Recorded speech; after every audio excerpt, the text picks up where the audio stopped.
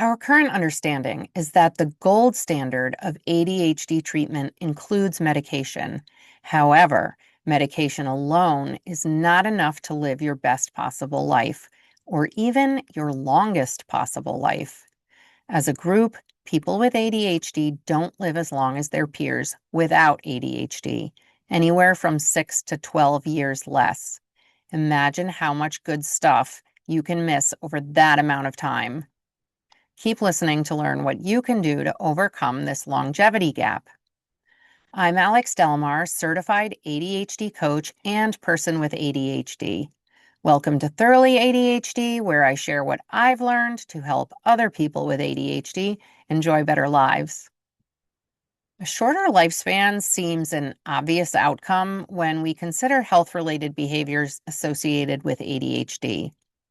In addition to doing dumb stuff due to inattention or impulsivity, we are more likely to have sleep problems and to suffer from disordered eating, and we're less likely to get regular exercise or to meditate or even relax for that matter. Meanwhile, adequate sleep, good nutrition, plenty of movement, and practicing mindfulness make up the 4 cornerstones of ADHD symptom management. You can think of it like a house. If one of the cornerstones fails, the whole house might fall down. They're all connected. The good news is that the more consistent you are in each of these areas, the more likely you are to practice the others. The end results are that not only do you get better at handling your ADHD symptoms, the more your general health improves. No more longevity gap. I'm sure you've heard adults should be sleeping 7 to 9 hours a night.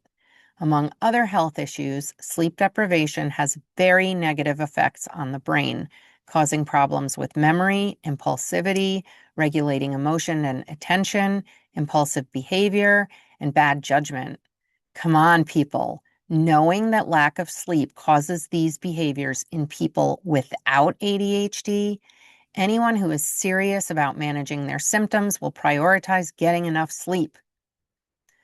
There are a whole bunch of aspects of ADHD that make it a struggle to eat well. We are more likely to suffer from diet-related health issues like diabetes and heart disease, but diet also affects how well our brain works. There are a lot of theories about the relationship between food and ADHD symptoms. But the one thing everyone seems to agree on is that your brain requires a myriad of vitamins, minerals, and micronutrients to operate well, and you get them from the food you consume. With our current knowledge, for most people, that translates to a diet that includes a rainbow of vegetables and fruits, lean protein, whole grains, and healthy fats. As a general rule, what's good for the heart is good for the brain, so limit refined sugars and sweeteners, fatty or fried foods, and ultra-processed foods. Also, it turns out that hydration really is important.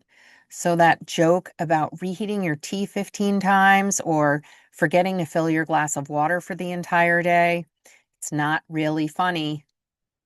The takeaway here is that eating well improves your health and improves your brain function and provides the energy for physical activity too. Lack of movement is a killer. Have you heard how sitting has replaced smoking as the current health crisis? Again, what's good for the heart is good for the brain, but other than running late for things, people with ADHD tend to have a hard time getting regular exercise.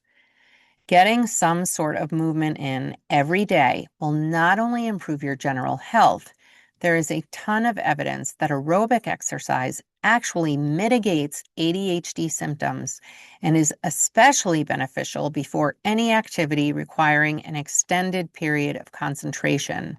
So it's a win-win. Exercise improves your general health and improves your concentration.